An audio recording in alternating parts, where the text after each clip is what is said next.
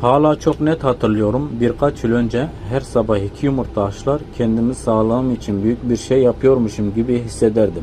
Sonuçta yıllardır herkes yumurtanın protein kralı olduğunu söylüyordu, değil mi? Ama bir gün rutin kontrole gittiğimde doktor bana doğrudan baktı ve kaslarını koruyacak kadar protein aldığından emin misin diye sordu. Ben de güldüm ve tabii ki her gün yumurta yiyorum dedim, ama o sadece başını salladı ve bugün öyle bir şey öğrendim ki resmen şok oldum. Meğer yumurta 100 gramda sadece yaklaşık 13 gram protein veriyormuş. Fena sayılmaz ama kesinlikle en iyisi değil.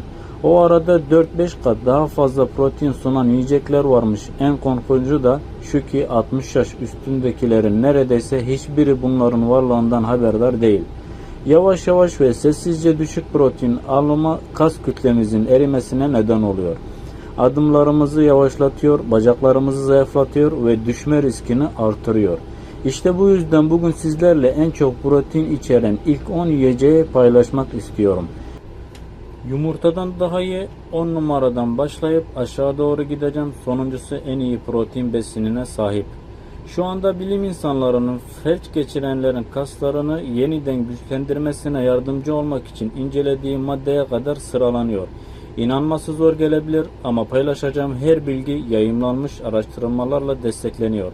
Başlamadan önce bir saniyenizi ayırıp yorum bırakın. Nereden izliyorsunuz ve son zamanlarda enerjiniz nasıldı? Yorumlarınızı okuyoruz ve sizden haber almayı çok seviyoruz. Hadi başlayalım. 10 numarada muhtemel. Birçok kez gördüm ama ne kadar güç verebileceğini hiç fark etmemiştim. 10 numara köy yoğurdu. Yağ alınmış süzme ve şaşırtıcı derecede güçlü. Köy yoğurdunun sağlıklı olduğunu duymuşsunuzdur ama çoğu yetişkin yağsız süzme versiyonunun ne kadar kas yapıcı protein içerdiğini farkında değil. 100 gramında yaklaşık 10,3 gram protein var. Bu da yüksek olan haşlanmış yumurtadan çok daha fazla. Haşlanmış yumurtada sadece 6,3 gram protein var. Yani neredeyse 2 kat protein. Üstelik ekstra yağ yok. Peki bunu özel kılan ne? Köy yoğurdu neden bu kadar özel? Çünkü yapılış şekli farklı. Herhangi bir katkı maddesi yok. Geriye protein açısından zengin ve sindirimi kolay, kıvamlı kremsi bir yoğurt kalıyor. Günlük en az 20 gram süt ürünü bazlı protein tüketen yaşlılar özellikle düzenli yürüyüşlü birleştirince 12 hafta içinde kas kütlelerinin %25 daha fazlasını korumuş oluyor. Gerçekten etkileyici bir durum. Yaşla birlikte kas kaybına karşı ölçülebilir bir koruma sağlar. Üstelik köy yoğurdu rutininize kolayca dahil edebilirsiniz. Hafif laktoz hassasiyeti olanlar bile genellikle rahatlıkla sindirir. Tek yapmanız gereken şey şekerli meyveli veya şuruplu olanları değil, sade ve yağsız olanını seçmek. En iyisi olur. Peki faydalarını artırmak ister misiniz? Bir kaşık öğütülmüş keten tohumu ya da bir avuç taze meyve ekleyin. Ya da sabah kahvaltınızda mutlaka tüketin. Hazır olun çünkü sırada şu var. Muhtemelen zaten evinizde var olan ve mutfak dolabında yıllardır dokunulmadan duran protein ağırlıklı 9. sırada haşlanmış nohut var. 100 gramında yaklaşık 11,2 gram protein bulunuyor. Yaşlanan kasları destekleme konusunda yumurtadan bile daha iyi. Ama nohutu daha değerli kılan şey sadece protein değil, aynı zamanda yumurtada hiç olmayan lif bakımından da çok zengin. Bu ekstra lif sindirim sisteminin düzgün çalışmasına yardımcı oluyor. Kan şekerini düzenler ve kronik iltihabı azaltır. Bunların hepsi yaşlandıkça kasları korumada büyük rol oynar. Aslında American Journal of Clinical'da yayımlanan bir araştırma hayvansal proteini baklagiller gibi bitkisel kaynaklarla değiştirmeye başlayan yaşlı yetişkinlerin zamanla kas kaybının %26'ya kadar daha az olduğunu gösterdi. Bunun sebebi baklagillerin doğal olarak iyileştirdiği daha düşük iltihap ve daha sağlıklı bağırsak bakterileridir. Ama hepsi bu kadar değil. Nohut aynı zamanda harika bir kaynak. Magnezyum kasların düzgün kasılması ve daha hızlı toparlanması için çok önemli bir mineraldir. Yeterince magnezyum olmazsa kaslar zayıflar, sertleşir ve çabuk yorulur. En faydalısını almak için nohutları pişirmeden önce gece boyunca suda bekletmek en iyisidir. Bu sayede nohutu yumuşatır, sindirimi kolaylaştırır ve vücudunuzun emebileceği besin miktarını artırır. Pişirdikten sonra seçenekler sınırsızdır. Biraz zeytinyağı ve limon suyu ekleyip krememsi humus yapabilirsiniz. Fırınlayarak gevrek ve doyurucu atıştırmalık haline getirebilir ya da doyurucu güveçlere katabilirsiniz. Sırada daha küçük ama şaşırtıcı derecede güçlü bir yiyecek var. Hadi çoğu kişinin fark etmeden yanından geçtiği protein dolu atıştırmalık hakkında konuşalım. 8. sırada pişmiş kinoa var. Pişirildikten sonra kinoa 100 gramda yaklaşık 14 gram tam protein sağlar. Evet, tam protein çoğu bitkisel yiyeceğin aksine kinoa doğal olarak vücudun kendi üretemediği 9 temel amino asidin tamamını içerir. Bu da demek oluyor ki kasların kinoa proteinini kullanarak kendini yeniden inşa edebilir. İyileşmek ve daha güçlü olmak için kinoanın yaşlılar arasında öne çıkmasının en önemli nedenlerinden biri kas onarımı, kalsiyum emilimi ve kolajen üretiminde büyük rol oynayan lizin adlı amino asidin yüksek miktarda bulunmasıdır. Nutritis dergisinde 2022'de yayımlanan bir çalışmaya göre günlük öğünlerine kinoa ekleyen yaşlılar sadece 8 hafta içinde beyaz pirinç yiyen kontrol grubuna kıyasla bacak güçlerinde %9 artış yaşandı. Kinoa daha etkili hale getirmek için onu gece boyunca suda bekletin. Bu adım doğal bileşenlerin azalmasına yardımcı olur. En iyi tarafı şu ki günde sadece 3-4 fincan tüketmek kas toparlanmasını ve enerji seviyelerini gözle görülür şekilde iyileştirebilir. Ama yalnızca düzenli olarak tüketirseniz. Ve şimdi sırada sporcuların favorisi olup yaşlıların çoğu tarafından nedense unutulmuş bir protein kaynağı var. Ne işe yaradığını duyduğunuzda ona bir daha aynı gözle bakmayabilirsiniz. 7 numara kabak çekirdeği. Her 100 gramda 19 gram proteinle kabak çekirdeği aynı miktardaki yumurtadan neredeyse 2 kat fazla protein sunar. Ama asıl parladığı yer sadece protein içeriği değil, kabak çekirdeği 60 yaşın üzerindeki birçok yetişkinin eksikliğini yaşadığı magnezyum, demir ve çinko gibi 3 önemli mineral açısından zengindir. Peki bu mineraller neden bu kadar önemli? Magnezyum düzgün kas kasılmalarını destekler ve krampları önler. Demir kasların ihtiyaç duyduğu oksijen almasını sağlar. Çinko kas dokusunu onarmaya yardımcı olur ve vücudun toparlanma sistemlerini destekler. Bu temel mineraller olmadan yüksek proteinli bir diyet bile yetersiz kalabilir. Çünkü vücudunuz proteini verimli şekilde kullanamaz. Journal of Medical Food'ta yayınlanan bir çalışmada yaşlı yetişkinlerin her gün kabak çekirdeği tüketmesinin sadece 12 haftada kas iltihabını %38'e kadar azalttığını gösterildi. Bu sadece koruma değil, zamanla kas dokusunu yıpratan gizli kronik iltihapların tersini çevirmesidir. En iyi fayda için çiğ ve tuzsuz olanları tercih edin. Bu şekilde gereksiz sodyum ve işlem görmüş maddelerden kaçınmış olursunuz. Yoğurdun üzerine serpin, somitenize bir kaşık ekleyin ya da besleyici ve protein dolu bir tohum ezmesine dönüştürün. 6 numara tempe. Her 100 gramda 20 gram protein içeren tempe yumurtadan daha fazla protein sunar. Ama onu diğerlerinden ayıran sadece miktar değil, bu proteinin nasıl sunulduğudur. Tofu'nun aksine tempe soya sütünden değil, fermente edilmiş bütün soya fasulyelerinden yapılır. Bu süreç her şeyi değiştirir. Fermentasyon yaşlı yetişkinler için sindirimi kolaylaştırır. Kas dokusunu yaşa bağlı yıkımdan koruyan ekstra besinleri açığa çıkarır. Tempe tüm 9 temel amino asidi sağlar. Ayrıca kas büyümesine başlatan lüsin açısından da zengindir. 60 yaşından sonra vücut proteine daha az etkili yanıt verdiği için bu çok önemlidir.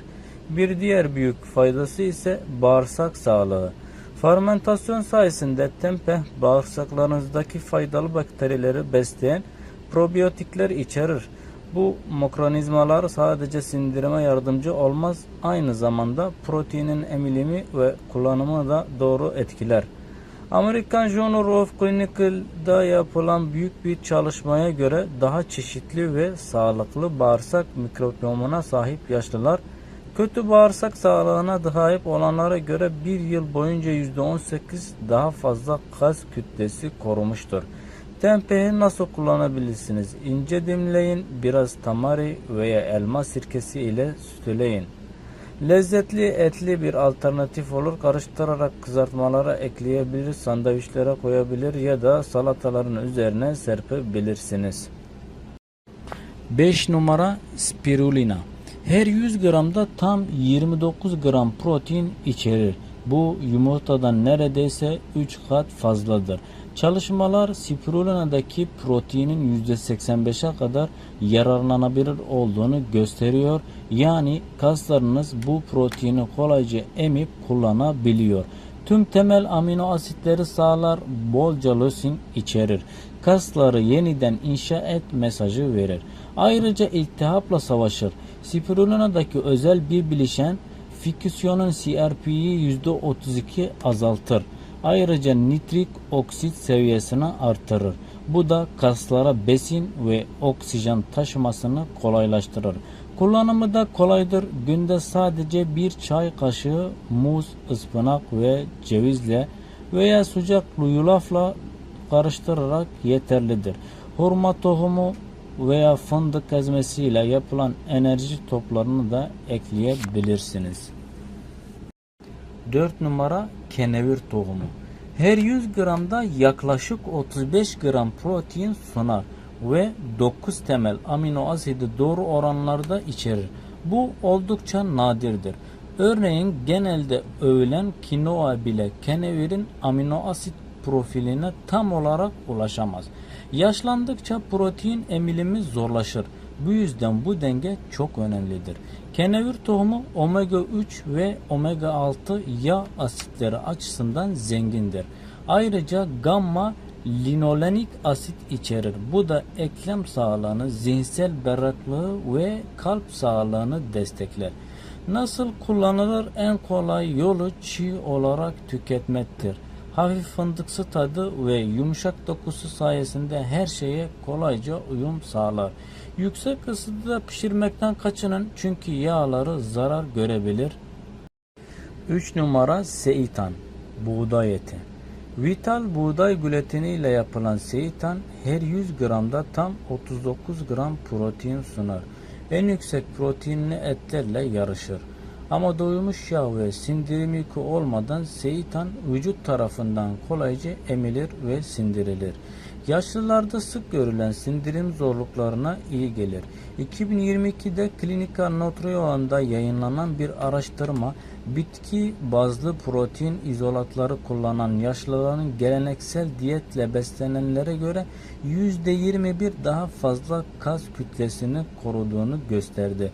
Yağ ve karbonhidrat açısından da düşük olduğu için şeker hastaları, kolesterol sorunu olanlar veya kilo vermek isteyenler için uygundur. Mutfakta kullanımı da çok yönlüdür. Dilimleyin, sarımsak ve zeytinyağıyla sütleyin, ızgarada pişirin veya fırınlayın. Et gibi çiğnenen dokusu sayesinde tofu ve tempehten daha et benzeri bir hassasiyet verir. Daha fazla demir emilimi için C vitamini açısından zengin sebzelerle, örneğin kırmızı biber veya lahana ile birlikte tüketin. 2 numara parmesan peyniri. Her 100 gramda 42 gram protein sunar. Bu yumurtadan, süt ve süzme peynirden çok daha fazladır. Ama onu özel kılan sadece miktarı değil, sindirim kolaylığıdır. Parmesan peyniri 12 ile 36 ay boyunca olgunlaştırılır. Bu süre içinde proteinler zaten kısmen amino asitlere parçalanır. Yaşla birlikte azalan sindirim enzimleri için bu büyük bir avantajdır. 2019 Nutrientis çalışması yaşlı bireylerin olgunlaşmış peynirlerden Amino asitleri etten yaklaşık %30 daha fazlasıyla emebildiğini göstermiştir. Sadece 30 gram parmesan 1,5 gram lüsin sağlar. Kas gelişimi için gerekli alt sınır. Kullanım önerisi: sıcak yemeklerin üzerine serpebilirsiniz. Kahvaltıda tüketebilirsiniz. Sadece birkaç yemek kaşığı bile güçlü bir protein desteği sağlar. Ve geldik sonuncusuna, bir numaraya. Kurutulmuş balık tozu. Yağsız balıkların susuzlaştırılmasıyla elde edilen bu ince toz neredeyse tamamen protein içerir. Her 100 gramda 63 gram protein içerir. Yumurtadan, tavuk göğsünden ve birçok whey bazlı takviyelerden daha yüksek. Hızlı emilir ve kaslar tarafından hemen kullanılabilir. 2020 Clinical Nutrition çalışmasına göre yaşlılar günde sadece kurutulmuş balık tozu tüketerek 10 haftada %19 daha fazla kas kütlesi kazandı. Ayrıca zengin lüsin kaynağıdır. 25 gram balık tozunda 3 gramdan fazla lüsin vardır. Bu kas gelişimini tetiklemek için fazlasıyla yeterlidir. Çorbalar, sebze pürelerine veya yulaf lapasına ekle. Ve geldik sonuncusuna, bir numaraya. Kurutulmuş balık tozu. Yağsız balıkların susuzlaştırılmasıyla elde edilen bu ince toz neredeyse tamamen protein içerir. Her 100 gramda 63 gram protein içerir. Yumurtadan, tavuk göğsünden ve birçok whey bazlı takviyelerden daha yüksek. Hızlı emilir ve kaslar tarafından hemen kullanılabilir. 2020 Clinical Nutrition çalışmasına göre yaşlılar günde sadece kurutulmuş balık tozu tüketerek 10 haftada %19 daha fazla kas kütlesi kazandı. Ayrıca zengin lüsin kaynağıdır. 25 gram balık tozunda 3 gramdan fazla lüsin vardır. Bu kas gelişimini tetiklemek için fazlasıyla yeterlidir. Çorbalar, sebze pürelerine veya yulaf lapasına eklenebilir. Saklaması kolaydır, çiğneme gerektirmez, iştahı az olanlar için idealdir. Sadece dikkat edin, gıda sınıfı katkısız ve tuzsuz versiyonları tercih edin. Artık yumurtanın çok ötesini geçen tam protein kaynaklarını biliyorsunuz. Nohuttan balık tozuna kadar bu besinler yalnızca protein artırmakla kalmaz, aynı zamanda gücü yeniden inşa eder, toparlanmayı iyileştirir ve yaşlandıkça bağımsızlığınızı korumanıza yardımcı olur. Sadece küçük bir değişiklik bile büyük bir fark yaratabilir. Peki siz ilk olarak hangisini deneyeceksiniz? Yorumlarda bizimle paylaşın, belki başka birine ilham olursunuz. Eğer bu video size yardımcı olduysa beğenmeyi ve kanala abone olmayı unutmayın.